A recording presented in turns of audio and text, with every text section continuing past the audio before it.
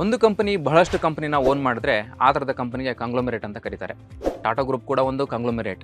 ಟಾಟಾ ಉಪ್ಪಿಂದ ಹಿಡಿದು ಏರೋಸ್ಪೇಸ್ವರೆಗೂ, commercial ವೆಹಿಕಲ್ಗಳನ್ನು manufacture ಮಾಡೋದ್ರಿಂದ ಹಿಡಿದು ಟೆಕ್ನಾಲಜಿವರೆಗೂ ಹೀಗೆ 30 ಕಂಪನಿಗಳನ್ನು ಇವರು ನಡೆಸ್ತಾರೆ. ಟಾಟಾ ಗ್ರೂಪಲ್ಲಿ ಇರುವಂತಹ ಟಾಟಾ ಮೋಟಾರ್ಸ್ ಕೂಡ ಸಪರೇಟ್ ಆಗಿ ಒಂದು ಕಂಗ್ಲೊಮೆರೇಟ್ ಅಂತಲೇ ನಾವು ಕರಿಬೋದು.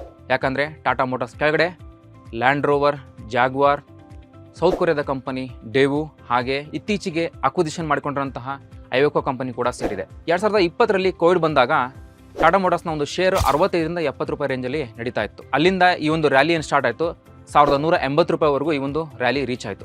4 ವರ್ಷದಲ್ಲಿ 1580% ಒಂದು ರಿಟರ್ನ್ ಇದನ್ನು ಕೊಡ್ತು. ಈ ರ್ಯಾಲಿನ ಮಿಸ್ ಮಾಡ್ಕೊಂಡಿರ್ತಕ್ಕಂಥ ಸುಮಾರು ಜನ ಈ ಒಂದು ಸ್ಟಾಕಲ್ಲಿ ಇನ್ವೆಸ್ಟ್ ಮಾಡೋದಕ್ಕೆ ಹೋದ್ರು. ಟಾಟಾ ಅಂತ ಬಂತು ಅಂದರೆ ಅಲ್ಲಿ ಒಂದು ನಂಬಿಕೆ ಇದ್ದೇ ಇರುತ್ತೆ. ಹಾಗಾಗಿ ಈ ಒಂದು ನಂಬಿಕೆ ಮೇಲೆ ಇನ್ವೆಸ್ಟ್ ಮಾಡಿದಂತಹ ಜನಕ್ಕೆ ಇವತ್ತು ನಿರಾಸೆ ಕಾಡ್ತಾ ಇದೆ. 1180 ರೂಪಾಯಲ್ಲಿ ಟ್ರೇಡ್ ಮಾಡ್ತಾ ಇರ್ತಕ್ಕಂಥ ಸ್ಟಾಕು ಇವತ್ತು ನಾನು ವಿಡಿಯೋ ಮಾಡ್ತಿರೋ ಹೊತ್ತಿಗೆ 660 ರೂಪಾಯಿ ರೇಂಜಲ್ಲಿ ನಡೀತಾ ಇದೆ.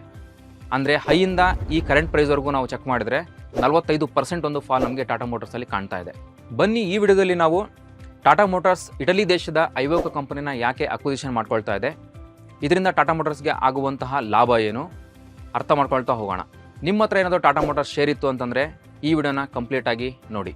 ಟಾಟಾ ಮೋಟಾರ್ಸ್ ಐವೆಕೋ ಕಂಪನಿಯನ್ನು 4.5 ಬಿಲಿಯನ್ಗೆ ಅಕ್ವೈರ್ ಮಾಡ್ಕೊಳ್ತಾ ಇದೆ. ಅಂದರೆ 38,000 ಕೋಟಿ ರೂಪಾಯಿನ ಕೊಟ್ಟು ಅಕ್ವೈರ್ ಮಾಡ್ಕೊಳ್ತಾ ಇದೆ.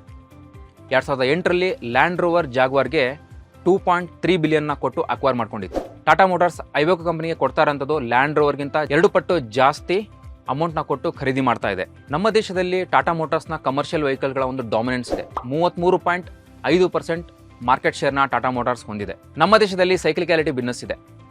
ದೀಪಾವಳಿ, ದಸರಾ ಈ ಥರದ ಹಬ್ಬ ದಿನಗಳಲ್ಲಿ ಕಾರ್ಗಳನ್ನು ಬೈ ಮಾಡೋದು, ಬೈಕ್ಗಳನ್ನು ಬೈ ಮಾಡೋದು, ಹಾಗೆ ಆಟೋಗಳು, ಹೀಗೆ ಒಂದು ವೆಹಿಕಲ್ಸ್ಗಳನ್ನು ಬೈ ಮಾಡೋದು ಈ ಒಂದು ಹಬ್ಬಗಳಲ್ಲಿ ಜಾಸ್ತಿ ನಡೆಯುತ್ತೆ. ಹಾಗೆಯೇ ಮುಂಗಾರು ಬಂದಾಗ ಅಗ್ರಿಕಲ್ಚರಲ್ ಆಕ್ಟಿವಿಟಿಗಳು ಜಾಸ್ತಿ ನಡೆಯುತ್ತೆ. ಅಂದರೆ ಟ್ರ್ಯಾಕ್ಟರ್ಗಳನ್ನು ಬೈ ಮಾಡೋದು, ಅಗ್ರಿಕಲ್ಚರ್ಗೆ ಸಂಬಂಧಪಟ್ಟಂಥ ಇಕ್ವಿಪ್ಮೆಂಟ್ಗಳನ್ನು ಬೈ ಮಾಡೋದು, ಈ ಒಂದು ಮೂಮೆಂಟ್ ನಡೆಯುತ್ತೆ. ನಮ್ಮ ದೇಶದ ಎಕಾನಮಿ ಗ್ರೋತಲ್ಲಿದ್ದಾಗ ಇನ್ಫ್ರಾಸ್ಟ್ರಕ್ಚರ್ಗಳು, ಬ್ರಿಡ್ಜ್ಗಳು, ರೋಡ್ಗಳು, ಹೀಗೆ ಒಂದು ಕನ್ಸ್ಟ್ರಕ್ಷನ್ ಆಕ್ಟಿವಿಟಿಗಳು ತುಂಬ ನಡೆಯುತ್ತೆ. ಈ ಒಂದು ಸಂದರ್ಭದಲ್ಲಿ ಸರಕುಗಳನ್ನು ಒಂದು ಕಡೆಯಿಂದ ಇನ್ನೊಂದು ಕಡೆ ಸಾಗಿಸೋದಕ್ಕೆ ಕಮರ್ಷಿಯಲ್ ವೆಹಿಕಲ್ಗಳ ಅಗತ್ಯ ತುಂಬ ಇದೆ. ಎಕಾನಮಿ ಗ್ರೋತಲ್ಲಿದ್ದಾಗ ಜನದ ಹತ್ರ ಒಂದು ಪರ್ಚೇಸಿಂಗ್ ಪವರ್ ಬರುತ್ತೆ. ಇದರಿಂದ ಡೈರೆಕ್ಟಾಗಿ ಟಾಟಾ ಮೋಟಾರ್ಸ್ ಮೇಲೆ ಇಂಪ್ಯಾಕ್ಟ್ ಆಗುತ್ತೆ. ಹಾಗೆಯೇ ಎಕಾನಮಿ ಸ್ಲೋ ಆದಾಗ, ಈ ಒಂದು ಆಕ್ಟಿವಿಟಿಗಳು ಕಡಿಮೆ ಆದಾಗ ಕಮರ್ಷಿಯಲ್ ವೆಹಿಕಲ್ಗಳ ಒಂದು ಸೇಲ್ಸ್ ಏನಿದೆ ಅದು ಕಡಿಮೆ ಆಗುತ್ತೆ. ಇದರ ಒಂದು ಇಂಪ್ಯಾಕ್ಟ್ ಡೈರೆಕ್ಟ್ ಆಗಿ ಟಾಟಾ ಮೋಟಾರ್ಸ್ ಮೇಲೆ ಕೂಡ ಆಗುತ್ತೆ. ಯಾಕಂದ್ರೆ ಟಾಟಾ ಮೋಟಾರ್ಸ್ ಹತ್ರ 34% ಮಾರ್ಕೆಟ್ ಶೇರ್ ಇದೆ ಕಮರ್ಷಿಯಲ್ ವೆಹಿಕಲ್ಗಳದ್ದು. ಈ ಒಂದು ಸೈಕ್ಲಿಕ್ಯಾಲಿಟಿ ಏನಿದೆ ಇದರ ಒಂದು ಹೆಡ್ಜ್ ಆಗಿ ಇಟಲಿ ದೇಶದ ಐವೆಕೋ ಕಂಪನಿ ಏನು ಅಕ್ವೈರ್ ಮಾಡ್ಕೊಂಡಿದ್ದಾರೆ ಅದು ಅವರಿಗೆ ತುಂಬ ಹೆಲ್ಪ್ ಆಗುತ್ತೆ. ಕಮರ್ಷಿಯಲ್ ವೆಹಿಕಲ್ಗಳ ಒಂದು ಬಿಸ್ನೆಸ್ ಸೈಕ್ಲಿಕ್ಯಾಲಿಟಿ ಬಿಸ್ನೆಸ್ ಆಗಿರೋದ್ರಿಂದ ಈ ಒಂದು 6 ತಿಂಗಳು ಒಂದು ಬಿಸ್ನೆಸ್ ಸ್ಲೋ ಇರುತ್ತೆ. ಅದಾದಮೇಲೆ ಒಂದು 6 ತಿಂಗಳು ಒಂದು ಬಿಸ್ನೆಸ್ ನಮಗೆ ಒಂದು ಸ್ವಲ್ಪ ಇಂಪ್ರೂವ್ಮೆಂಟ್ ನೋಡೋದು ಸಿಗುತ್ತೆ.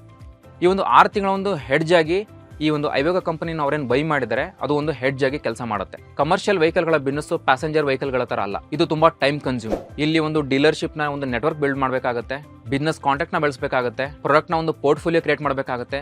ಈ ಥರ ಒಂದು ಟೈಮ್ ಕನ್ಸ್ಯೂಮ್ ಬಿಸ್ನೆಸ್ ಇದಾಗಿದೆ. ಬೇರೆ ಕಂಪನಿಗಳನ್ನ ಅಕ್ವೈರ್ ಮಾಡ್ಕೊಳ್ಳೋದ್ರಿಂದ ಈ ಎಲ್ಲ ಸೆಟಪ್ ರೆಡಿ ಆಗಿರುತ್ತೆ. ಅದನ್ನ ಇಂಪ್ರೂವ್ ಮಾಡ್ಕೊಂಡು ಹೋದ್ರೆ ಸಾಕು. ಐವೆಕೋದ ಅಕ್ವಿಸಿಷನ್ ಕೂಡ ಇದಕ್ಕೆ ತುಂಬಾ ಹೆಲ್ಪ್ ಆಗುತ್ತೆ. ಹಾಗಿದ್ರೆ ಟಾಟಾ ಮೋಟಾರ್ಸ್ನ ಐವೆಕೋ ಅಕ್ವಿಸಿಷನ್ ಇಂದ ಆಗುವಂತಹ ಬೆನಿಫಿಟ್ಸ್ ಏನು? ಮೊದಲನೇದಾಗಿ ಟೆಕ್ನಾಲಜಿ ಟ್ರಾನ್ಸ್ಫರ್. ಐವೆಕೋ ಕಂಪನಿ ಅಕ್ವಿಸಿಷನ್ ಇಂದ ಯುರೋಪಿಯನ್ ಡಿಸೈನ್ಸ್, ಯುರೋಪಿಯನ್ ಎಂಜಿನಿಯರಿಂಗ್ ಸ್ಕಿಲ್ಸ್ಗಳನ್ನು ನಮ್ಮ ಇಂಡಿಯಾಗೆ ತರಬಹುದು.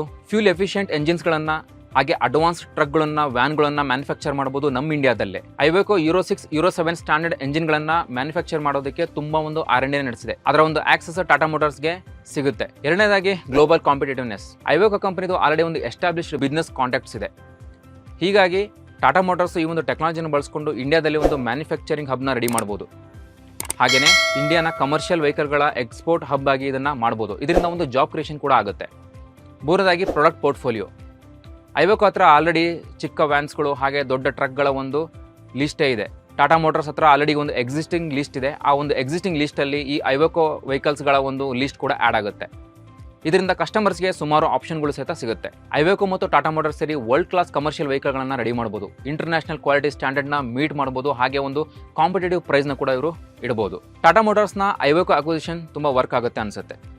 ಯಾಕಂದರೆ ಲೈಟ್ ವೆಹಿಕಲ್ ಕಮರ್ಷಿಯಲ್ಗಳಲ್ಲಿ ಮಹೀಂದ್ರ ಆ್ಯಂಡ್ ಮಹೀಂದ್ರ ಕ್ಯಾಪ್ಚರ್ ಮಾಡ್ತಾ ಇದೆ.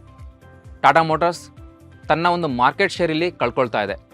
ಐವೆಕೋ ಅಕ್ವಿಸಿಷನಿಂದ ಟಾಟಾ ಮೋಟಾರ್ಸ್ಗೆ ತನ್ನ ಒಂದು ಕಳ್ಕೊಂಡಿರುವಂತಹ ಮಾರ್ಕೆಟ್ ಶೇರ್ನ ರೀಗೇನ್ ಮಾಡೋದಕ್ಕೆ ಇದು ತುಂಬ ಹೆಲ್ಪ್ ಆಗುತ್ತೆ. ಟಾಟಾ ಗ್ರೂಪ್ಗೆ ಹಾಗೆ ಟಾಟಾ ಮೋಟಾರ್ಸ್ಗೆ ಇಂಟರ್ನ್ಯಾಷನಲ್ ಅಕ್ವಿಸಿಷನ್ ಹೊಸದಲ್ಲ. ನಾನು ಸ್ಟಾರ್ಟಿಂಗಲ್ಲಿ ಹೇಳಿದೆ ಇದು ಒಂದು ಕಂಗ್ಲೊಮೆರೇಟ್ ಅಂತಂದೇಳಿ. 2004ರಲ್ಲಿ ಸೌತ್ ಕೊರಿಯಾದ ಡೇವಿ ಕಂಪ್ನಿನ ಏನು ಟಾಟಾ ಮೋಟಾರ್ಸ್ 456 ಕೋಟಿಗೆ ಏನು ಅಕ್ವೈರ್ ಮಾಡ್ಕೊಂಡಿತ್ತು, ಇವತ್ತು ಸೌತ್ ಕೊರಿಯಾದಲ್ಲಿ ಸೆಕೆಂಡ್ ಲಾರ್ಜೆಸ್ಟ್ ಕಮರ್ಷಿಯಲ್ ವೆಹಿಕಲ್ಗಳನ್ನು ಅದು ಮ್ಯಾನುಫ್ಯಾಕ್ಚರ್ ಮಾಡುತ್ತೆ. 2008ರಲ್ಲಿ ಟಾಟಾ ಮೋಟಾರ್ಸ್ JLRನ 2.3 ಬಿಲಿಯನ್ಗೆ ಏನು ಅಕ್ವೈರ್ ಮಾಡ್ಕೊಂಡಿತ್ತು, ತುಂಬಾ ಒಂದು ಬ್ಯಾಕ್ಲಾಶ್ನ ಒಂದು ಅನುಭವಿಸಿತ್ತು. ಸುಮಾರು ಜನ ಬಜೆಟ್ ಕಾರ್ ಮೇಕರ್ ಮಾಡುವಂತಹ ಈ ಕಂಪನಿ ಲಕ್ಸುರಿ ಕಾರ್ನ ಯಾಕೆ ಒಂದು ಅಕ್ವೈರ್ ಮಾಡ್ಕೊಳ್ತು, ಇದನ್ನ ಅವರಿಗೆ ನಡೆಸೋದಕ್ಕೆ ಬರಲ್ಲ, ಇದೊಂದು ಫ್ಲಾಪ್ ಆಗುತ್ತೆ ಅಂತ ಸುಮಾರು ಜನ ಒಂದು ಅಭಿಪ್ರಾಯನ ಒಂದು ಪಟ್ಟಿದ್ರು. ಆದರೆ ಇವತ್ತು ಟಾಟಾ ಮೋಟಾರ್ಸ್ನ ಒಂದು 70% ಒಂದು ರೆವೆನ್ಯೂ ಜನರೇಟ್ ಮಾಡುವಂಥದ್ದು JLR ಮಾಡುತ್ತೆ. ಟಾಟಾ ಮೋಟಾರ್ಸ್ಗೆ ಇಂಟರ್ನ್ಯಾಷನಲ್ ಅಕ್ವಿಸಿಷನ್ ಹೊಸದಲ್ಲ, ಅವರಿಗೆ ಇದರ ಅನುಭವ ಇದೆ, ಹಾಗೆ ಇದನ್ನ ಹೇಗೆ ನಡೆಸಬೇಕು ಅಂತ ಅವರಿಗೆ ಗೊತ್ತಿದೆ. ಈ ಒಂದು ಡೀಲಿಂದ ಟಾಟಾ ಮೋಟಾರ್ಸ್ ಹಾಗೆ ಐವೆಕೋ ಕಂಬೈನ್ಡ್ ಎಂಟಿಟಿ 2.2 ಬಿಲಿಯನ್ ಅಂದರೆ 2,20,000 ಕೋಟಿ ಒಂದು ರೆವೆನ್ಯೂನ ಜನರೇಟ್ ಮಾಡುತ್ತೆ. ಇದರಿಂದ ಟಾಟಾ ಮೋಟಾರ್ಸ್ ಕೂಡ ಗ್ರೋತ್ ಆಗುತ್ತೆ, ಹಾಗೆ ನಮ್ಮ ದೇಶದ ಎಕಾನಮಿ ಕೂಡ ಒಂದು ಗ್ರೋತ್ ಆಗುತ್ತೆ. 2004ರಲ್ಲಿ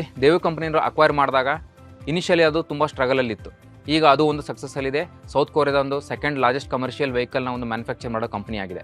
JLR ಕೂಡ 2008ರಲ್ಲಿ ಇವರು ತಗೊಂಡಾಗ ಸುಮಾರು ಒಂದು ಬ್ಯಾಕ್ಲಾಶ್ ನೋಡೋದು ಸಿಕ್ತು, ಅದು ಕೂಡ ಇವತ್ತು ಒಂದು ಸಕ್ಸಸ್ ಅಲ್ಲಿದೆ. ಬಟ್ ಐವೆಕೋನ ಒಂದು ಅಕ್ವಿಸಿಷನ್ ಇನ್ವೆಸ್ಟರ್ಸ್ಗೆ ಇಷ್ಟ ಆಗಿಲ್ಲ ಅಂತ ಅನಿಸುತ್ತೆ.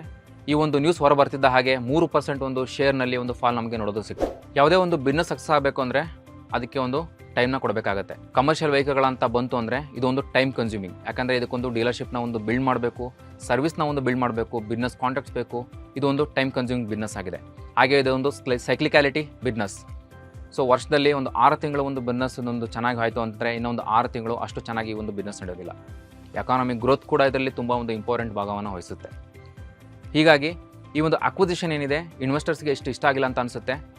ಈ ಒಂದು ನ್ಯೂಸ್ ಬಂದಾಗ ಟಾಟಾ ಮೋಟಾರ್ಸ್ನ ಶೇರು ಒಂದು 3% ಒಂದು ಫಾಲ್ ನಮಗೆ ನೋಡೋದು ಸಿಕ್ತು. ಒಂದಿಷ್ಟು ಎಕ್ಸ್ಪರ್ಟ್ಗಳ ಪ್ರಕಾರ 2 ವರ್ಷದ ನಂತರ ಇದರ ಒಂದು ಪ್ರಾಫಿಟಬಿಲಿಟಿ ನಮಗೆ ತಿಳಿಯುತ್ತೆ ಅಂತ ಹೇಳ್ತಾ ಇದ್ದಾರೆ.